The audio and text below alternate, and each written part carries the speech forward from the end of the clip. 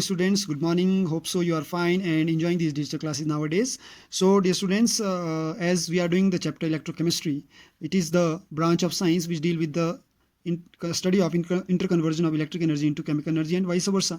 So generally we have divided this chapter into 4 parts: electrolyte, electrochemical cell, electrolytic cell and battery. Okay, so already one part we have finished, that is electrochemical cell part we have already done, in which we studied about the construction and working of electrochemical cell, galvanic cell, Daniell cell, Voltaic cell we did, and generally we discussed about the electrode potential also, in which we have studied standard electrode potential, in which we are now able to calculate that what is cell potential, how to calculate cell potential, and reference electrodes, electrochemical series, Nernst equation we did. And now we have started from yesterday the electrolytic cell also. In electrolytic cell we discussed that what is the difference between electrolytic cell and electrochemical cell, and basically electrolytic cell we has discussed the electrolytic cell, how to do the electrolysis in sodium chloride and copper. Okay, so today we are going to study after this, that is electrolytic cell. In electrolytic cell basically we are discussing about Faraday's law of electrolysis. So let's start. There are two laws of Faraday's law of electrolysis. So let's start the Faraday's law of electrolysis. So the electrolytic cell and electrolysis yesterday we have done, so little bit revision I am doing. Electrolytic cell are those cells in which electric energy is used to carry out non-spontaneous chemical reaction, and the reactions taking place in the electrolytic cell, which is called electrolysis. So electrolytic cell basically the reaction that is taking place in electrolytic cell, that is called electrolysis, whereas in Greek word electrolysis, lysis word mean breaking down. Okay, so generally what we are doing, we are breaking this chemical which is present, that chemical is called electrolytes. This electrolytes chemical is breaking down into ions, negative and positive charge, and to break this electrolytes we need some current. Okay, so we are using DC current, direct current, and the moment direct current will pass through cathode, it will break down this electrolyte into negative and positive charge. Negative charge is deposited in anode, which is positively charged, particularly in this cell, whereas in electrochemical cell anode is negatively charged and cathode is positive charged. But in electrolytic cell it is opposite, anode is positively charged, cathode is negatively charged. As it is positive charge, so it is attracting electron, which is negatively charged particle, and it is cathode, so that's why it has negative charge, so it will attract the positive charge. Okay, in this way that solution which is breaking down into, suppose Na positive, Cl negative, so it means that Cl will now move in this rod and Na will move in this rod. Okay, this is the apparatus used to bring about electrolysis, that is shown in the figure below. So in an electrolyte cell, external source of voltage is used, which is that DC volt, to bring about the chemical reaction. Or one of the simplest electrolytic cell consists of two copper strip dipped in one aqueous solution. One more difference, that is in electrolytic cell from electrochemical. In electrochemical there are two container, in which anode is in separate container, cathode is in separate container, whereas in electrolytic both the electrode are in same electrolytes. So as cathode is working here, cathode is where electron is gaining, so gain of electron is reduction. So in cathode reduction is occurring, and in anode oxidation is occurring. Okay, which is opposite to the electrochemical cell. So this is the working that is so in industrial process we have already studied the application of industrial application of electrolysis and commercial application of electrolysis, that you can study from last video also. So in industrial process, impure copper rod is made as the anode and dissolve on passing current. The pure copper rod is made of cathode, where the current will be, electron will be deposited. Thus in electrolytic cell, cation are attracted toward the negative electrode, and cathode, which is a cathode, and discharged by accepting electron from the cathode. Reduction occur at the cathode. This is contrasting terminal opposite to the galvanic cell, in which cathode is positive electrode. Okay, the anode in electrolytic cell is positive electrode, where oxidation of anion is also there. So general application of electrolytic cell, we studied already. Many metals, sodium, magnesium, aluminum are produced on the large scale by electrolytic chemical reduction method, and there is no suitable chemical reducing agent are available for this process. So now when we studied about electrolytic cell, so that electrolysis process is governing two laws, that is Faraday's law. The quantitative aspect of electrolysis, the Faraday's law is telling us quantitative number aspect of electrolysis, which was studied extensively by Michael Faraday, one of the great physicists, Michael Faraday, and he worked on electricity. His contribution was in electricity. So according to him, his law was electrolysis, which are governed as known as Faraday's law of electrolysis. So basically there are two laws you need to learn in exam these two laws can be asked. So first law of Faraday is state that the amount of chemical reaction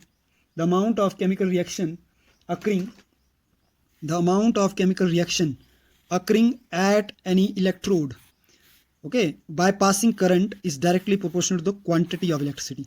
So it means that very simple, W is directly proportional to Q. W is what now? W is the amount. It is the amount of chemical reaction. Okay, how much amount of chemical reaction we are using? That is amount of chemical reaction which is directly proportional to Q. Q is the coulomb of electricity. Okay, that Q is quantity of electricity, whereas I is current in ampere, T is time, Z is constant as proportionality called electrochemical equivalent. Okay, so equation is becoming W is directly proportional to Q. So W is equal to ZQ, whereas Z is proportionally constant. So W is equal to Z into IT, because we know in physics Q is equal to I into T. Okay, the amount of current passed at given temperature.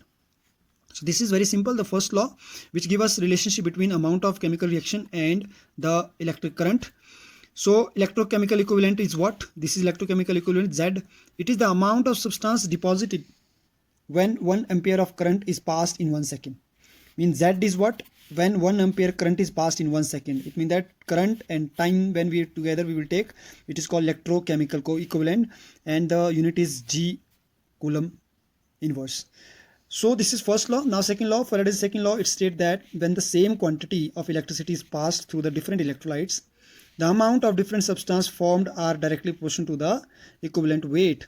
It means that now the relation is not with the amount. The relation is not with amount with and current. It is the relation with amount and the equivalent weight. Okay. So here we are now comparing equivalent weight with amount. So atomic mass of metal divided by the number of electrons required to reduce the cation of the metal. Now how many number of electron required to reduce the cation of a metal? That is called equivalent weight. Okay. The general weight, so you know the general amount, the amount of plus and minus, that is called general amount. But what is equivalent weight? Equivalent weight is the amount, the number of electron required to reduce cation of the metal, where W is mass and E is equivalent weight. So very simple, two relation you have to keep. One is W is inversely proportional to directly proportional to Q. Second is W1 is inversely proportional to E. Okay.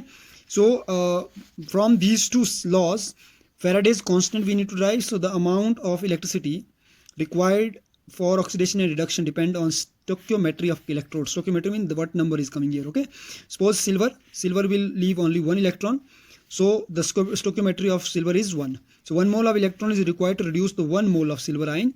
The charge on an electron is 1.602 in 10 raised to minus 19 coulomb. This is the value of 1 electron. Therefore the charge of 1 mole of electron is this much. Is Na. Na is Avogadro number. When we are going to find out the number, so Avogadro number multiplied by the number of electron, one charge of electron, it is 96487. Very well, you know that is Faraday's law, and that's why that is Faraday. So that's why it is the value of F. As in nernst equation you did NF. So in F, the value of F you were writing 96500. So from where this value of 96500 came? That came from by calculating Avogadro number with the 1 coulomb charge. Okay, 1.6021 into 10 raised to minus 19. If you will calculate this, you will get approximately this value. So this is called Faraday's value. Okay, the quantity of electricity is called Faraday constant and it is represented with F. So just basically what is Z? Z is E upon F or W upon Q. Okay, so here one example as given: an aqueous solution of copper sulfate was electrolyzed between platinum electrode using a current of this much. Current we are using to electrolyze the copper sulfate by using platinum electrode for 50 minutes. So atomic mass of copper we should know, it is universal 63.5 gram mole inverse. Now question asks, write the cathodic reaction. So cathodic reaction is very simple. Cathodic reaction, when you are writing, so you should write the cell reaction. Okay, so copper to positive will leave 2 electron, as platinum will leaving 1, silver will leaving 1 electron. Here it is 2 electrons, so 2 mole is there. Okay, when second question is calculate first electric charge passed during electrolysis. So formula of electric charge is Q into IT. So how many Q is there? It is 0.1287 ampere. Multiply by T. It is given in minute, 50 minute, but we will not take in minute, we will take it in second only, so there is 1 minute 60 second, so 50 minute 3000 second. Okay, that's why we multiply with 3000. So after multiplying, the value that we are getting, that is 386.1 coulomb. Very simple. Next is mass of the copper deposited at the cathode.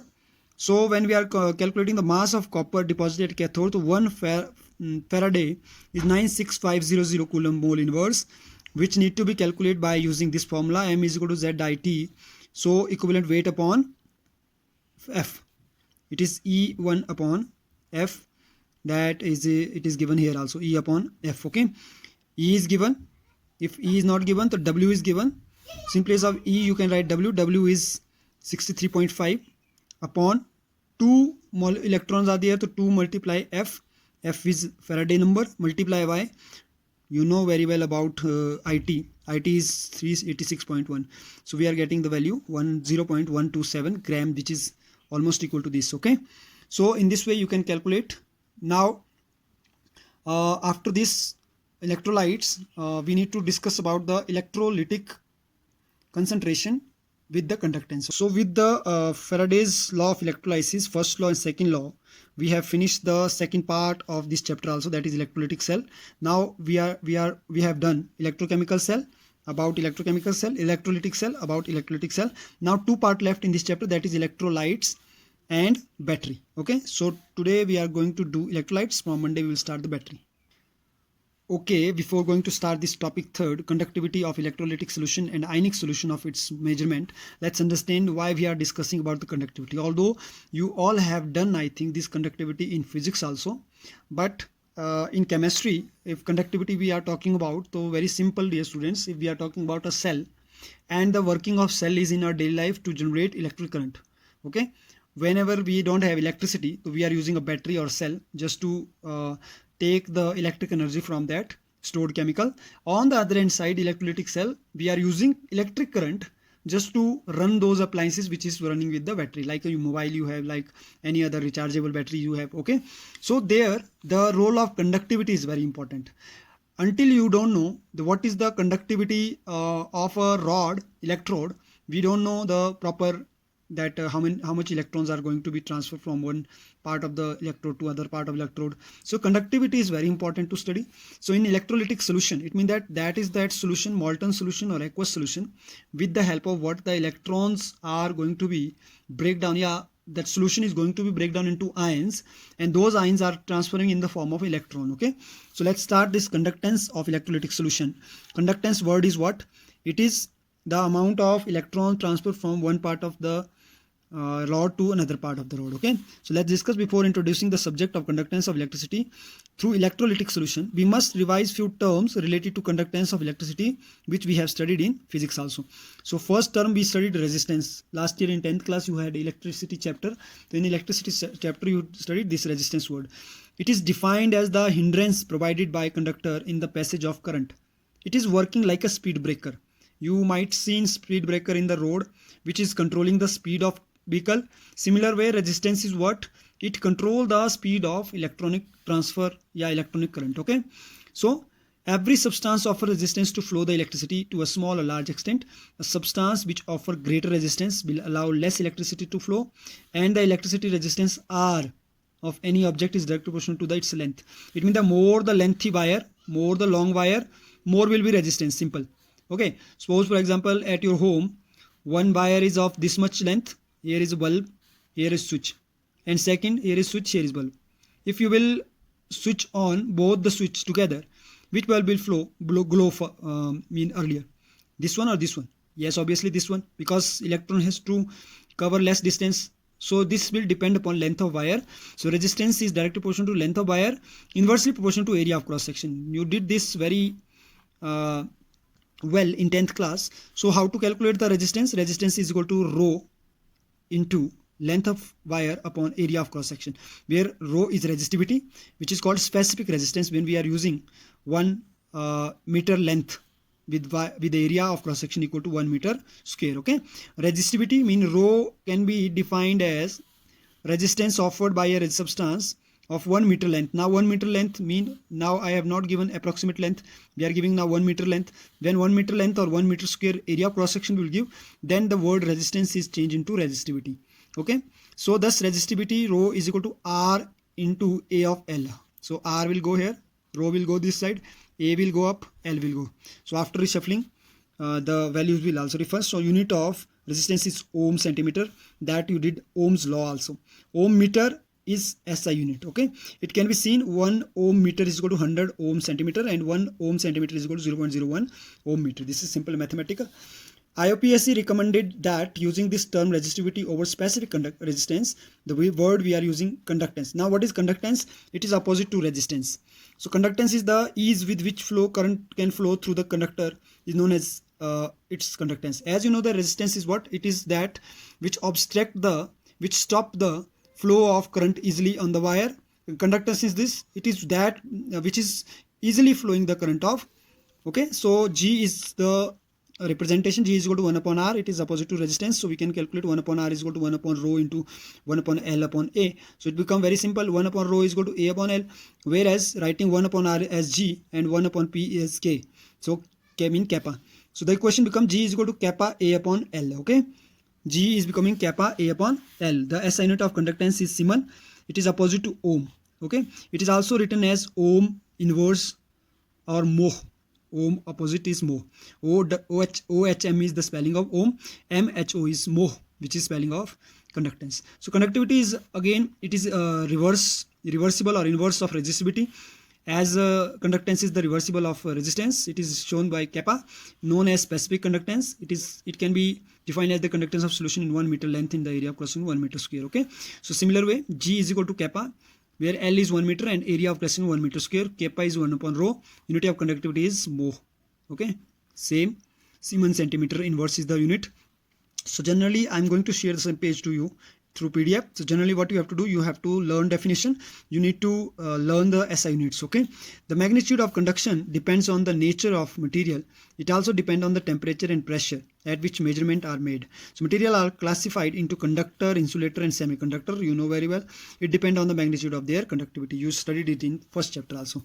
So conductor is what? Which allow electricity to pass through it. Metallic conductor is what? In which the especially metal is allowing the electricity to pass it. Electrolyte conductor is what? It is that chemical which is present in molten and aqueous state and breaking down into ions and conducting electricity. Insulator is what? Which do not allow the current to pass. Semiconductor is what? Which is basically insulator in between the conductor and insulator, but we can make it conductivity by doping method. Okay, superconductor is what? The substance which have zero resistivity, mean current is moving very much fast. Okay, so basically in this conductor, after understanding conductor, conductance, resistance, resistivity, conductivity, now we need to see what is electronic conductance. Electronic conductance through metal is due to the movement of electron and termed electronic conductance. It depends upon the nature of structure of metal, number of valence electron per atom and temperature. Okay, so pure water has very low conductivity, but when electrolytes are dissolved in water, they furnish their own ions in the solution. Hence the conductivity increase. The conductance of electricity ion which is present in the solution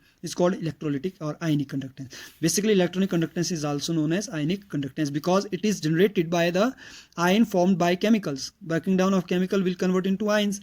Okay, as the electron enter at the end and go out through the other end, the composition of metallic conductor remain unchanged. The mechanism of conductance through semiconductor is more complex then. Okay, so let's discuss how to measure the conductivity of ionic solution. So the resistance of the conductor can measure using now you need to keep all these formulas in your mind, then we can calculate its conductance. Usually we encounter two major problems. First, passing direct current change the composition of the solution. Second, the solution cannot be connected direct to the bridge. The first difficulty is resolved by using alternate current. Okay, so we are using in place of DC now alternate current. Second problem we can be solved by using specially designed vessel called conductivity cell. So now the structure of conductivity cell and construction of conductivity cell we need to understand just to find out the measurement of conductivity of ionic solution, which has two platinum electrode coated with platinum black. So this is that. Two different type of conductivity cell. One is horizontal, second is vertical. So horizontal is platinized by platinum electrode, which inside which the solution is there, electrolyte solution is there. When we are passing electricity by connecting wire AC current, then these ion is breaking down and forming suppose take H2 example, it will form H positive and OH negative ion. Okay, with the help of this H positive OH negative ion we can measure. Second type of this is like this kind of, where two connecting wire is there, electrolyte is inside, which is shaded portion, and the platinized electrodes can be there.